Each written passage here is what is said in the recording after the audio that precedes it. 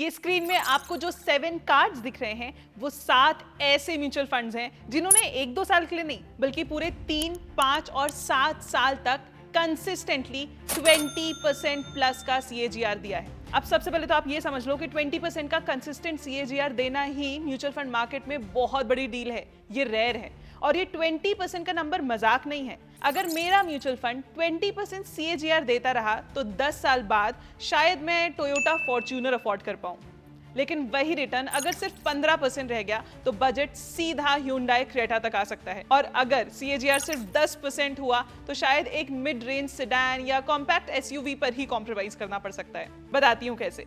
ये 20% CAGR वाले mutual funds में मैं अगर हर महीने सिर्फ 10,000 इन्वेस्ट करूं तो मेरे 12 लाख 10 साल बाद 38 लाख होंगे। कुछ नहीं किया मैंने, सिर्फ पेशेंटली 10,000 हर महीने म्यूचुअल फंड्स में इन्वेस्ट किया, लेकिन कंपाउंडिंग यहाँ इतनी तगड़ी हुई कि मेरे 12 लाख 38 लाख बन गए। और ये 20% का नंबर क्यों मैटर करता है? क्योंकि जैसे ही ये CAGR का नंबर 20 से 15% हो जाता है, मेरे वही 12 लाख सिर्फ 27 लाख के आसपास ही बन पाते हैं। CAGR परसेंट सिर्फ 5% से कम हुआ, लेकिन डिफरेंस 10.5 लाख का था। अब समझ आया ये 7 म्यूचुअल फंड्स के बारे में जानना क्यों इंपॉर्टेंट है? और अगर ये समझ आ गया हो तो इस वीडियो की इंपॉर्टेंस भी समझ आ गई होगी। आज हम इस वीडियो में बात करेंगे उन फंड्स की जो सिर्फ ग्रो नहीं हुए, कंसिस्टेंट ग्रो हुए। क्यों करेंगे ऐसा? क्योंकि जब मार्केट और फंड्स इन्वेस्टर्स से कंसिस्टेंसी एक्सपेक्ट करे तो इन्वेस्टर्स का भी ये हक है वो फंड्स की कंसिस्टेंसी को टेस्ट करे, क्वेश्चन करे। Hence this video। और इसमें हम सिर्फ ये 7 फंड्स के बारे में बात नहीं करेंगे, म्यूचुअल फंड्स के इतने बड़े यूनिवर्स में इन फंड्स को पहचानना कैसे है ये भी आपको बताएंगे। क्योंकि भले आज ये 7 फंड्स इस लिस्ट में हैं, कल को कोई और भी फंड्स इस लिस्ट में टॉप कर सकते हैं। Hence हमारा एम है कि आप सिर्फ ये लिस्ट फॉलो ना करें बल्कि इन फंड्स को पहचानना कैसे है ये भी जान सके। तो ये सब होगा in none other than Angel One markets channel पर। अगर आप नए हो तो सब्सक्राइब जरूर करना और जब 7 फंड्स पता चल जाए तो कमेंट करके बताना इनमें से कौन सा फंड ऑलरेडी आपके पोर्टफोलियो में है। तो शुरू करते हैं with your host Swati. Let's get started. Before we start, please note that this is for educational purposes only and should not be considered as buy or sell recommendation। अब हो सकता है आप बोलो कि स्वाति हम कैसे आपकी बात मान ले? हो सकता है आपने कोई भी रैंडम म्यूचुअल फंड्स का नाम बता दिया हो। अगर ऐसा है तो जान लो कि हम बिना प्रूफ के कुछ बात ही नहीं करते। ये 7 म्यूचुअल फंड्स हमने कैसे चुने हैं ये मैं आपके सामने करके दिखाने वाली हूँ लाइव। इसके लिए हम सीधा रूपीवेस्ट वेबसाइट पर गए। टूल्स में जाके हमने म्यूचुअल फंड्स को चुना। एसेट क्लास सिलेक्शन में जाकर वो सारी कैटेगरी सिलेक्ट की एक्सेप्ट थीमेटिक और इंडेक्स, ताकि सिर्फ actively manage diversified equity funds का रियल परफॉर्मेंस कंपेयर हो। इसके बाद ये टेबल आ जाता है हमारे सामने, almost 260 plus equity mutual funds, लेकिन हमें यहाँ चाहिए 20% प्लस CAGR, जिसके लिए अब हम फिल्टर लगाएंगे of 20% plus CAGR in 3, 5 and 7 years. दोस्तों रूपीवेस्ट पर 7 ईयर CAGR का डायरेक्ट कॉलम अवेलेबल नहीं था, इसलिए हमने उनका point two point return tool use किया और एग्जैक्ट 7 साल का कस्टम पीरियड सिलेक्ट किया। और जब 7 साल का CAGR आ गया उसके बाद हमने पूरी लिस्ट को 7 ईयर रिटर्न के बेसिस पर यहाँ पे सॉर्ट कर दिया। मतलब कोई शॉर्ट टर्म रैली का बेनिफिट नहीं बल्कि मल्टीपल मार्केट साइकिल्स के अक्रॉस कंसिस्टेंट कंपाउंडिंग। फिर देखा कि कौन से 7 फंड्स हैं जिनके 3 और 5 ईयर रिटर्न्स भी 20% से ऊपर हैं। रिजल्ट ये है हमारे वो 7 म्यूचुअल फंड्स। ध्यान से पॉज करके एक एक फंड को अच्छे से देखिए और बताइए कि क्या आपको यहाँ एक पैटर्न क्लियरली नहीं दिखता। इन 7 फंड्स में से 5 मिड कैप कैटेगरी के हैं और 2 स्मॉल कैप, लार्ज कैप एक भी नहीं। इसका मतलब पिछले 5 से 7 सालों में अल्फा जनरेशन का सेंटर मिड और स्मॉल कैप्स रहे हैं। दोस्तों 2018 से 19 का मिड कैप करेक्शन, 2020 का कोविड क्रैश, 2022 का ग्लोबल रेट हाइक साइकिल और 2023 से 24 का ब्रॉड रैली एंड देन पिछले 1.5 साल का टाइम एंड प्राइस करेक्शन, इन सब फेजेस के बीच अगर कोई फंड 20% CAGR सस्टेन करता है तो इसका मतलब डाउनसाइड कंट्रोल और अपसाइड कैप्चर दोनों इफेक्टिव रहे हैं। और एक इंटरेस्टिंग चीज देखो, AUM का रेंज यहाँ रफली 9,000 करोड़ से 92,000 करोड़ तक है। अगर थोड़ा हिस्टोरिकल कंटेक्स्ट में देखें तो 2019 में जो स्मॉल कैप और मिड कैप फंड्स थे उनका AUM 2026 तक 398% से लेकर 4,900% तक जंप कर चुका है, जबकि इसी पीरियड में पूरी इक्विटी म्यूचुअल फंड इंडस्ट्री का AUM रफली 412% ही ग्रो हुआ है। तो ये बोलना तो बिल्कुल गलत होगा कि मिड और स्मॉल कैप में पैसे इसलिए बढ़े क्योंकि पूरी इंडस्ट्री ग्रो हुई। इनमें से कई फंड सिर्फ इंडस्ट्री के साथ ग्रो नहीं हुए बल्कि उससे काफी तेज पेस पर बढ़े हैं। ये क्लियरली इंडिकेट करता है कि इन्वेस्टर्स ने इन कैटेगरीज में अग्रेसिवली कैपिटल एलोकेट किया है। अब इन 7 में से HDFC मिड कैप को ही देख लो, इनका साइज 92,186 करोड़ का है। बहुत बड़ा नंबर है ये। इतना बड़ा कॉर्पस मैनेज करना ऑपरेशनली कॉम्प्लेक्स होता है। जब फंड का साइज बड़ा होता है तो लिक्विडिटी मैनेज करना, पोजीशन साइजिंग करना और मिड कैप स्पेस में मीनिंगफुल एलोकेशन लेना चैलेंजिंग हो जाता है। इतना बड़ा AUM होने के बावजूद इस फंड ने 3 साल में 26.9% का CAGR दिया, 5 साल में 23.7% और कंसिस्टेंसी देखो कि 7 साल में भी 22.3% CAGR मिले हैं। ऑन द कॉन्ट्ररी, जब फंड का AUM छोटा होता है, जैसे Invesco India small cap fund का अराउंड 9,008 करोड़ है, तो फंड मैनेजर के पास ज्यादा फ्लेक्सिबिलिटी होती है। मतलब अगर उन्हें किसी स्मॉल या इमर्जिंग मिड कैप स्टॉक में अपॉर्चुनिटी दिखती है तो वो जल्दी से एंट्री ले सकते हैं और जरूरत पड़े तो जल्दी एग्जिट भी कर सकते हैं। छोटा कॉर्पस होने के वजह से पोर्टफोलियो एडजस्टमेंट्स फास्टर हो सकते हैं, स्पेशली स्मॉल और इमर्जिंग मिड कैप स्टॉक्स में, जहां टाइमिंग और पोजिशनिंग काफी मैटर करती है। इसी एजिलिटी, फ्लेक्सिबिलिटी का रिफ्लेक्शन कभी-कभी शॉर्टर होराइजन रिटर्न्स में दिखता है, जैसे 3 ईयर में 24.88% रिटर्न्स हमें यहां मिले। तो दोस्तों ये हुआ AUM। अब ये देखते हैं कि ये फंड्स कितने महंगे हैं। इतने अच्छे रिटर्न्स देने के लिए क्या ज्यादा फीस लेते हैं? मतलब एक्सपेंस रेशियो। भाई मुझे तो लगा था ये बहुत ज्यादा चार्ज कर रहे होंगे, लेकिन सरप्राइजिंगली यहाँ सब फंड्स 0.40 से लेकर 0.74% के बैंड में ही है। कोई एक्सट्रीम हाई कॉस्ट फंड नहीं है। भाई जब रिटर्न्स 23 से 26% के बीच हो तब एक्सपेंस 0.74% का डाइजेस्टिबल होता है। तो एक्सपेंस रेशियो भी सॉर्टेड लग रहा है। अब रिटर्न्स कंपेयर करते हैं ये सातों फंड्स के। तो 3 साल के टाइम पीरियड में सबसे ज्यादा returns Invesco India mid cap का है विद 27.29% रिटर्न्स। ये दिखाता है कि रीसेंट बुल साइकिल में फंड ने अपसाइड काफी इफेक्टिवली कैप्चर किया। मतलब जब मार्केट बढ़ा तो इस फंड ने एक्टिवली काम किया। Next, Nippon India growth mid cap भी 26.2% के साथ क्लोज सेकंड पोजीशन पर रहा। साफ है कि मोमेंटम और स्टॉक सिलेक्शन दोनों अलाइन रहे होंगे। अब 5 और 7 ईयर के रिटर्न्स दिखते हैं। ये होराइजन थोड़ा और मीनिंगफुल है क्योंकि ये एक प्रॉपर साइकिल कैप्चर करता है।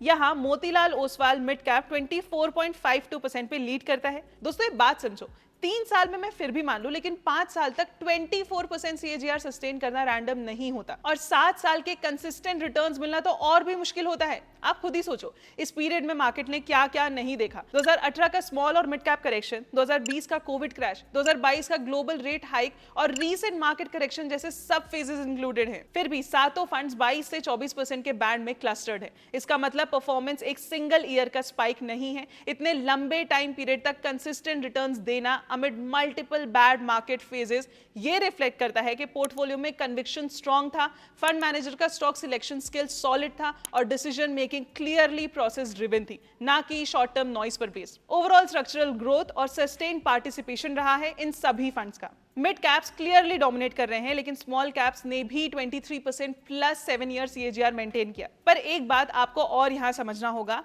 यहां हमने देखा है पॉइंट टू पॉइंट रिटर्न जो सिर्फ एक फिक्स्ड एंट्री एग्जिट डेट का रिजल्ट दिखाता है, लेकिन रोलिंग रिटर्न बताता है कि अलग अलग एंट्री पॉइंट्स एक फिक्स नहीं, अलग अलग पॉइंट्स पर एवरेज इन्वेस्टर को क्या रिटर्न्स मिले और यही रियल कंसिस्टेंसी मेजर करता है। तो अब हमने क्या किया, इन सातों फंड्स के रोलिंग रिटर्न्स का डेटा निकाला। रोलिंग रिटर्न्स कैसे दिखते हैं ये जानना है तो आपको इस वीडियो में सब कुछ पता चल जाएगा। अब दोस्तों ये रियल कंसिस्टेंसी का रिपोर्ट कार्ड है। यही बताएगा कि क्या हमने सही 7 म्यूचुअल फंड्स चुन के निकाले हैं या फेल हो गए।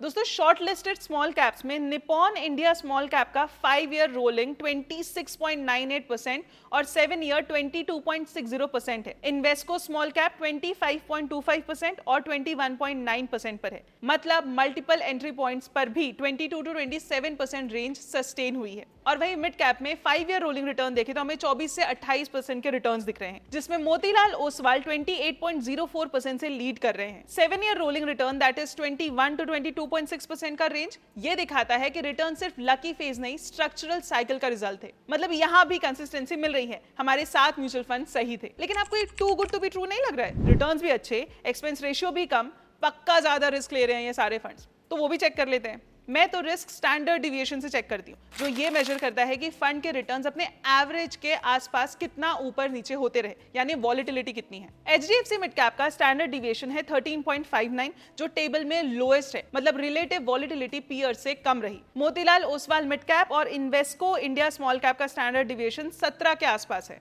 जो कि थोड़ा हायर साइड पर है।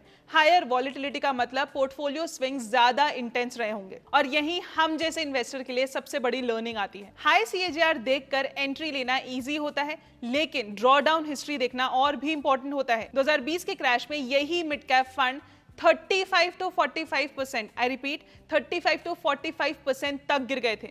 ये जो 20% प्लस रिटर्न्स हमने देखे वो सिर्फ उनको मिले जो इतनी बड़ी गिरावट उस समय झेल गए। Before investing in these kind of funds, एक बार ये सवाल खुद से पूछो कि जब पोर्टफोलियो 40% तक नीचे गिर जाता है तब भी क्या आप इन्वेस्टेड रहोगे? कंपाउंडिंग तभी काम करता है जब इन्वेस्टर पैनिक नहीं करता।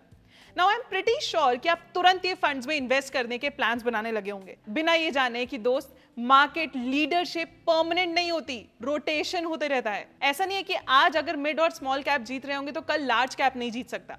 ये इंडिया के 7 परमानेंट कंसिस्टेंट फंड्स नहीं हैं, ये वो 7 फंड्स हैं जो आज हमारे डिफाइंड फिल्टर के बेसिस पर टॉप निकले। अगर कल को strong small cap super cycle आता है या लार्ज कैप्स नेक्स्ट 5 साल डोमिनेट करते हैं तो ये लिस्ट फ्लिप भी हो सकती है। Now you know there is a saying, give a man a fish and you feed him for a day, teach a man to fish and you feed him for a lifetime. So I'm definitely not here to feed you for a day. मतलब आज 7 funds बता दिए और आप जाके invest कर दो, ये सही तरीका नहीं है।